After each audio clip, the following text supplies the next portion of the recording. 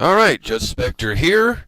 I know I said I was originally going to do an Assassin's Creed series review, and to be fair, I'm probably not throwing that into the back burner completely, but having recently gotten back into the Elder Scrolls Skyrim a bit, I kind of felt like I wanted to review the DLC for the game, because I do happen to own all three of the expansions, and I'm pretty sure I didn't comment on those in my initial review, because I don't think they were even out yet.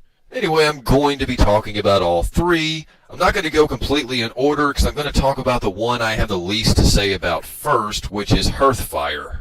Heartfire? Hearthfire? If you're Elder Scrolls savvy, you probably know how to pronounce it, so I'm sure I'll get like 15 corrections on that. Anyway, moving on. It's essentially a DLC which works to expand on the marriage concept of Skyrim by allowing you to buy a plot of land outside of the main cities and build your own house in the surrounding wilderness regions, as well as adopt up to 2 children for your household. Now, to be fair, whenever Skyrim shipped, I wasn't even aware there was a marriage option, because I'm pretty sure that was never in any of the other Elder Scrolls games, and it was not really something I felt was really built into the mechanics. It really surprised me when I happened to stumble upon it randomly by accident when I was visiting one of the cities, and I did it just to see what would happen. And, well, essentially this is the experience of marriage in Skyrim. Yeah, this picture right here. And by the way, I did take that picture from DeviantArt, and I will put its owner's name in the credits to this video, as well as another picture. But yeah, you essentially just wear an amulet that lets other NPCs know you're single, and if you've helped them out in the past and got on their good side, they'll want to marry you. After that, you either move into their house or yours if you happen to own a house, and beyond that, nothing. They get like 2 or 3 extra lines of dialogue like, "Hi honey, goodbye honey, I can make you something to eat." And the only real perk to the whole thing is they open a shop which collects money over time, and it's cumulative, so if you're away like me questing for 10 hours, it might be nice to come home and actually find a big lump sum of money waiting on you that you really did absolutely nothing to get. But this ties into another problem overall, is that after the first few levels, money really kind of loses its value. Early on, it might be useful to buy weapons and armor from merchants, but later on you can find pretty powerful weapons and armor just lying around in treasure chests and crypts on dead bodies, or even enchant and smith your own with these certain skills you'll probably be specializing in. So after a while, money really doesn't mean all that much, so this only perk to the marriage thing ends up becoming kind of useless in the long run, as well as adopting children. Now, if you're one of the people who actually married the same gender in Skyrim, this actually kind of makes sense, because, you know, Fable 3 actually had this feature too, I'm pretty sure, but if you married, if there's like a union between a man and a woman, you're still forced to adopt a child rather than being able to create your own, which goes very far in showing how half-assed this whole marriage idea was put into Skyrim. Bethesda did not care. This was something that was just done because the fans wanted it to be there, when it really has no logical place anywhere. It's just not fleshed out. I mean, Fable did this better. And if I'm citing Fable as a positive example, something is really rotten in Denmark here. I'm not even going to defend Fable's system and say it was good. For all intents and purposes, I think it was crap. And that's the problem. If I could say Fable is doing something better than you guys, that is embarrassing. Anyway, in the long run, I really did not get anything from this DLC. To me, it just was fluff. It really didn't contribute anything to my overall experience. I bought it because I thought there might be a quest attached to it somewhere, which, not really. There's nothing really here. I mean, by the time you buy a plot of land and build your own house, you've probably spent just as much money, if not more, than you would spend just buying a pre-made house in one of the cities.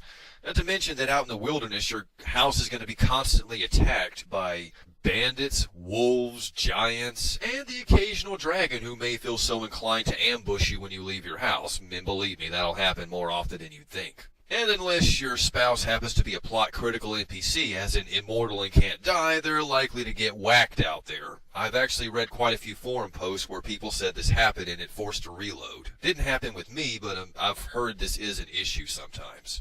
Now, for people who, whatever reason, found the marriage aspects of Skyrim appealing, I'm not going to tell you to buy this because you've already bought it, you've built all 3 houses, adopted 2 kids, and are now searching for my location so you can inflict physical harm upon me. Bottom line, I have to give it a 5 out of 10 if I'm boiling it down to numbers, which I hate to do, but I will here. It'll appeal to some, but not everyone, and I happen to fall into the latter category. I'm a big fan of all or nothing. Either do it right or don't do it at all. If you half-ass something, it just comes off as insulting and a waste of my time. And that's what marriage in Skyrim was, and that's what this DLC was. Alright, now moving on to Dawnguard. This is a vampire-centric DLC. Now, I always thought that werewolves kind of got the upper end of the stick when it came to plausibility in terms of gameplay. I mean, you got a powerful transformation, and you really got no negative drawbacks from being a werewolf. I mean, you couldn't gain resting bonuses from sleeping because of beast blood, and whenever you turned back into being a normal individual, you had to re-equip all your weapons and armor because you spawned back in your underwear, or naked, as it's referred to in Skyrim. But those are fairly cosmetic. They don't mean much. Being a vampire in Skyrim really sucked. I mean, the minuscule bonuses you get to a few of your skills like sneaking and whatever else, they could be just as easily gotten from equipping certain items that do the same thing. And the trade-off is you're weak against the sun. You don't actually take damage, but your health, magic, and stamina are cut down by a certain percentage depending on how long you've gone without feeding, and you're weak against fire. Again, the amount of weakness you have to fire depends on how long you've gone without feeding. And eventually at stage 4, vampirism, as in 4 days without feeding, you can no longer conceal your nature as a vampire and you're pretty much attacked on sight.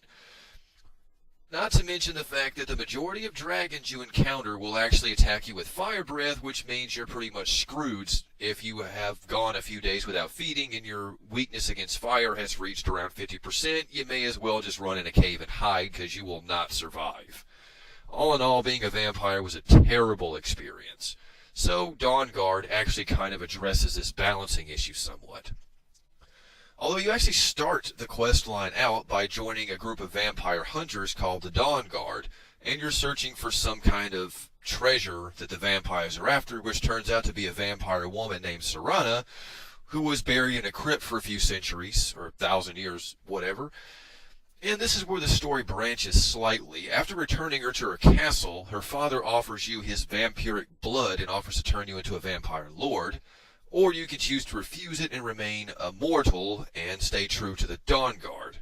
If you become a vampire lord, you get a transformed state, which is actually kind of similar to Marcus from Underworld Evolution, strangely enough. While in this form, you have increased physical strength, speed, and a host of other vampiric abilities such as raising the dead, draining life, turning into a cloud of bats or mist, a Darth Vader-like force grip and throw. It pretty much just addresses the balancing issue, so now vampires have their own special form to use. Oh, and it also addresses the 4 days without feeding attacked on sight thing by pretty much eliminating that. Now you can go without feeding as long as you want and you won't be attacked on sight, so that's a nice little bonus, I suppose. Unfortunately, on the storyline angle, this falls down pretty hard. It's pretty much copy-paste for both factions. Serana, the vampire woman you rescue, joins you as a permanent follower regardless of whose side you join, which is somewhat bizarre that she would want to work for vampire hunters against her own kind, but there you have it. You only get one unique mission with each faction. The Dawnguard's unique mission after you first join is recruiting a couple of people into the ranks to sort of build your numbers up, and the vampire is some tedious fetch quest thing about some magical chalice or something. Beyond that one unique mission for either faction, every single mission in the storyline is copy-paste with no branching or nothing. It's completely linear. And let me tell you, you have not known tedious until you have played the Dawnguard questline. It is so annoying. The only real benefit I can see to this is that you actually get Serana as a permanent follower, and somehow she's a plot-critical NPC even after the story's concluded, meaning that no matter how much damage she takes, she can never die. And if you're like me and had the unfortunate luck of having companions constantly die because they possess the unfortunate tendency of standing right in front of me when I'm trying to decapitate a bandit, it's nice to have someone by your side where you know that's not going to be an issue. Just like Earthfire, I have to give this sort of a lower rating. I give it about a 7 out of 10. If you're interested in vampires and want to see the balance addressed, this will work, but if you don't actually care about vampires at all, then you might want to pass this one up because it's really specific to a certain type of play style. Alright, time to move on to the only one who gets the official Judgespektre seal of approval, and that is Dragonborn. The main storyline, it begins when you're attacked by a few dragon priests who call you the false Dragonborn and say that they serve the true Dragonborn, and a letter on one of their corpses points you to the island of Solstein, which is in Morrowind, which is a decent throwback to the Elder Scrolls III Morrowind, which is often heralded as being the best game in the series, although I don't quite consider it the same holy grail of gaming most people do. As a matter of fact, I owned the game about 4 times and can never force myself to play past the first 2 hours. The combat was just god-awful. The menu system was annoying. There was no quest markers. There was no fast travel. I'm sure there was a brilliant gem of a game there, but I was just never able to soldier through it far enough to have it shine, so I guess by saying that, I've become even more of a pariah on this channel than ever before, but whatever. Dragonborn really works, and unfortunately I have to be Judgespektre here and talk about the story before I talk about anything else, and let's just say it sucks, just about the same way as any other quest line from Skyrim. Let me just say it, Skyrim stories are terrible. They're about as bland and poorly written as anything I've ever seen. It's quantity over quality. There is no good writing here. It's just generic. I could write better than this without even having an arm to write. I could write better than this. And don't get me wrong, the actual lore to the Elder Scrolls universe in general is pretty damn interesting. I like the lore. The problem is the individual storylines in each game have not been very interesting. It seems to be all about wandering around and just adventuring, which is fine, but I do like a little bit of substance to my adventuring, and, well, the stories kind of suck. And it's the same thing here. You're pretty much on fast forward, and I clocked in that after avoiding all the optional stuff and just going after this Dragonborn quest line, it only took me about 4 hours to complete it, and a big chunk of that was just spent wandering from point A to point B and not actually doing the missions. But now comes the positive part. Much like the Elder Scrolls Oblivion's Shivering Isles expansion, this adds a ton of new content in terms of just the amount of caves, dungeons, forts, side quests that you can do, new weapons to forge, new armor to forge. You could literally spend days of playtime just roaming through this island and find all of the new interesting stuff that's here. It's a very immersive environment, and I really loved it. Unlike the other two I covered, which really depend on what kind of thing you're interested in, like if you're interested in marriage or vampires, you'll like this, I would strongly recommend that anybody who purchased Skyrim purchase this. It's very well worth your time. If your bread and butter of your experience is based around exploring and questing, then you'll love this. There's just so much stuff to do here. You could spend days on it. New enemy types are challenging, different weapons and armor to find and forge. Enough too much for me to really go into detail on, but there's a very good amount of side quests. This is the only one of the 3 DLCs that I was extremely glad that I purchased. As such, I can wholeheartedly recommend this, and I give it a solid 9 out of 10. Sorry, but I had to knock a point off for the crap storyline. But, you know, if it's Elder Scrolls, you pretty much know what you're getting into as far as storytelling goes. And I'm sure I'm going to get flamed from here to the midst of the void for calling any Elder Scrolls story crap, but so be it. I've never been one to shy away from taking something that's put on a pedestal and knocking it down a peg or two. I've dealt with worse. I've dealt with Metal Gear fans. When God is gone and the devil takes hold, oh, have mercy on your soul.